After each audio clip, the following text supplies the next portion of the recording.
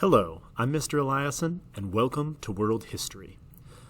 For this unit, we're going to move back over to Europe and talk about the political innovations and ideas that led to the era of absolutism and enlightenment. And so, to keep on with our theme of the Atlantic world, we're going to start with the Spanish and sort of tell the rise and fall of Spain from the perspective of the Spanish as opposed to in context with the larger Atlantic world. So, let's dive in. Here's our basic objectives for today. And let's start at the beginning. As we talked about when we talked about the Age of Exploration, Spain was originally conquered by the Muslims as part of the original conquest, and Christian kings of Spain slowly reconquered the territory over the span of several hundred years, finally completing the Reconquista by the late 1400s.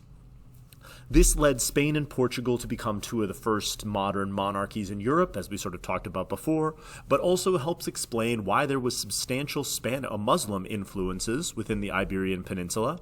And we talked about the effect of that during the Age of Exploration, bringing in all the advanced Muslim technologies that Christians would not have been exposed to prior to contact with the Muslim world. So this slow Reconquista led to the creation of a Spanish and Portuguese monarchy that eventually is going to be combined together into one single monarchy. We talked previously about new monarchy in our unit about the European Restoration and Renaissance. New monarchs were kings who tried to modernize control of their country and who tried to sort of centralize government and to control the nobles, moving away from the sort of feudal structure of obligations and responsibilities and towards what we would now recognize as a much more modern centralized government. The military revolution played a huge role in this because, of course, standing armies, especially large standing armies of peasants, require significant amounts of money, and so only centralized governments could afford to put these large armies into the field, and so kings relied less on sort of noble warriors and much more on conscripted peasants. So, all of these ideas of new monarchy eventually evolved in the 16 and 1700s into a concept called absolutism. Absolutism is a governmental philosophy that argued that a ruler's power is given by God, and so the ruler is going to use all means at his disposal to continue to centralize power similar to new monarchs, but in a much more sort of extreme way. And so, of course, some elements of absolutism, you of course have to have an army that could defeat all the other armies in your territory in order to consolidate power. You're going to limit and control the power of nobles. The ruler is going to take onto himself both the legislative and judicial powers, uniting executive, legislative, and judicial all together in one person. We're also going to take control over religious authorities, which of course could be a separate locus of power within a country. And in general, we're going to try to get consent from the people by ruling wisely. But if there is any sort of elected assembly, we're going to see the ruler try to co-opt them. This is not really going to be the case in our first two countries, but once we get to England, that's going to be incredibly important. So, these are the basic principles of absolutism that we're going to be looking at throughout this unit. The first attempted absolute monarch of Spain was Charles V. Charles V was the King of Spain and was also Holy Roman Emperor. He had the massive wealth from both sort of estates within Europe, but also this massive transatlantic empire. And he had access to trade routes going all the way to China, bringing crazy amounts of money in through the famous Manila galleons, which would go back and forth from Acapulco on the coast of what is today Mexico, what was then New Spain, all the way to Manila in order to establish trade with China. The massive silver mines, most famously Zacatecas and Potosi, within the Americas provided massive amounts of wealth, and so we see this huge influx of money coming into Spain, immediately catapulting the Spanish into becoming the premier power in Europe. The Spanish also centralized power within their own domains through control over the Inquisition. Whether or not this was a political calculation versus a religious one is kind of irrelevant. The Spanish were both trying to eliminate Muslim influences remaining within their countries and also specifically target Protestants. We didn't see a large Protestant Reformation presence within Spain, but the Spanish government still used these secret agents of the Inquisition to target religious dissidents, but also this helped the king centralize his own power, control the flow of ideas in and out of his territory, and make sure that his enemies knew exactly what type of terrible torture they would face before their eventual confession and then execution. These agents traveled in secret to both try to expose Protestants, but also dissidents from the king. So pause and respond to this document on your guided notes. After the death of Charles V, it was established, or was decided by the Spanish, that being both the Holy Roman Emperor and the emperor of this worldwide Spanish Empire was too much, and so the Habsburg family, the family that controlled the Spanish throne, split into two parts. One, the Spanish Habsburgs would control all of the sort of Spanish domains and, of course, the territory in Italy and sort of in northern Europe here, what is today the Netherlands and Belgium, and, of course, the possessions in Asia and the Americas, whereas the Austrian branch of the Habsburg family would continue to control the Holy Roman Empire while it continued to exist. This split between Spanish and Austrian families is going to lead to increased tension within Europe, and we're going to have continuous discussions about especially the Austrians going forward, which is a group that hasn't shown up on our radar yet. So, if you wanted to know how the Austrian Habsburgs became a thing, the split of the Habsburgs after the death of Charles V. The king who replaced Charles V on the throne of Spain is Philip II. Here we see Philip II as a divine monarch, literally having a laurel crown put on his head by an angel, demonstrating again how he felt like his legitimizing power came from God. Here he's got some very nice lace and a fancy hat. Philip II favored Castilians in his government. He was from Castile, his family base of power was from Castile, and so he mostly appointed people from his home province into positions in government and also positions within the Spanish clergy. This had the added advantage of making sure that all the government positions were loyal to him, but it had the disadvantage of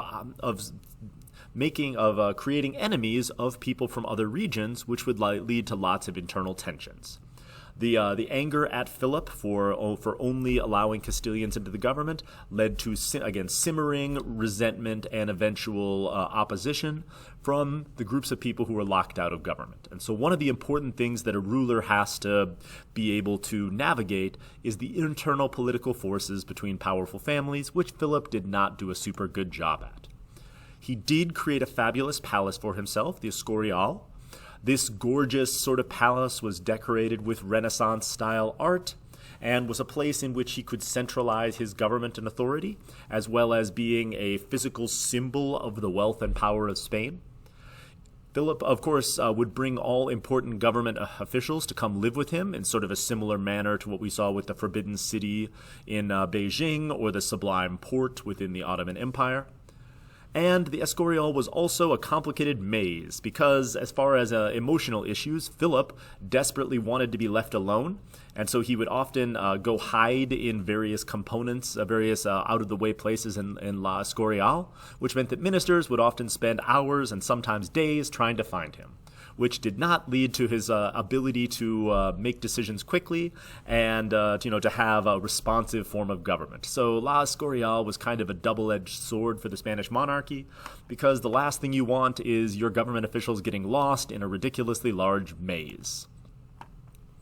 In general, Philip II was, at least according to Suriano here, not as vigorous of a king as Charles V. I'll give you a moment to pause and read and answer the questions associated with this. And so Philip, he had some of the vision, but in the end, as we noted with the problems with La Escorial, his execution was often lacking. He used significant amounts of money that came in to fight constant wars. He fought a massive war with the Ottoman Empire, in which the Spanish fleet was crushed. He fought a series of battles sort of in between what is today Germany, the Holy Roman Empire, and of course Belgium and the Netherlands. He fought a series of wars against the Austrian branch of the family in parts of Italy. And there were also significant rebellions in the New World that he had to put down over the course of his reign. All of these wars were spectacularly expensive and began to drain the treasury, and unfortunately Philip II did not tie his taxes to prices, and so as more and more silver came in and the value of silver in Spain fell, the silver that they were spending went less far, and it led to decreasing real tax revenues. In an attempt to solve this problem, he attempted to pass what's called the Union of Arms, which would force all parts of the Spanish Empire to contribute troops in proportion to their wealth and population to the Spanish army. This was on paper a way to spread out the cost of administering and defending this massive empire, but in reality it just more or less outraged everybody. Nobody wanted to contribute the troops, and without the troops that they had given them, there was really no way to force them. And so despite the fact that the Union of Arms was an attempt to increase Philip's power, it ended up decreasing it through leading to a series of unpleasant rebellions. Portugal went into rebellion against Spain and became its own independent country after defeating the Spanish army. So Portugal is going to break off. We're going to have a series of wars against the Dutch, and eventually the Dutch are going to become their own independent country, especially after defeating a massive Spanish fleet. And we're going to have a revolt in southern Spain as nobles who are unhappy with Philip's reign push back against him and fight a relatively long guerrilla campaign against the Spanish army. And so all of these revolts are going to continue to weaken the power of Spain until eventually the Spanish government is going to declare bankruptcy repeatedly and collapse into irrelevance.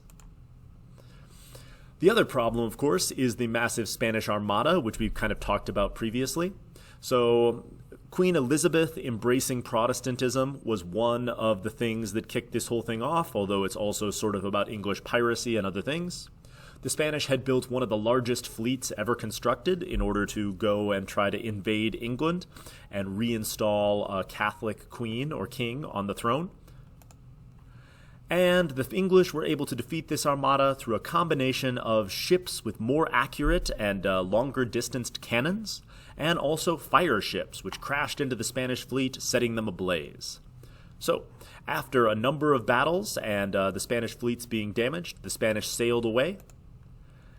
And as they came around the coast of Ireland, a storm picked up, and the remaining pieces of the Spanish Armada were smashed against the coast of Ireland, meaning that all that money spent on one of the largest fleets ever created to date is now totally useless as they're all at the bottom of the sea. Eventually, the Habsburgs fall from power in the War of the Spanish Succession. So in the aftermath of Philip's death, there's a succession crisis. A bunch of different European countries get involved, and in the end, Louis XIV of France is able to put his grandson on the Spanish throne, and the Bourbon dynasty of France is going to take over a much, much diminished throne of Spain. Aragon is going to be broken off from the Kingdom of Spain, and Spain is going to be partitioned, and then there's some other international effects that you don't necessarily need to know about. What you do need to know is Spain is now going to collapse into irrelevancy. And so the lesson that we take here is the kings of Spain tried to centralize their power and tried to use the massive wealth of the New World to become the dominant power in Europe, and as a result, they got a partitioned country that is weak and dependent on their much more powerful neighbors. So, how did Spain fail and their neighbors succeed? These are the things that we're going to talk about next time as we move across to France and look at the much more successful absolutism of Louis XIV. Thank you for listening.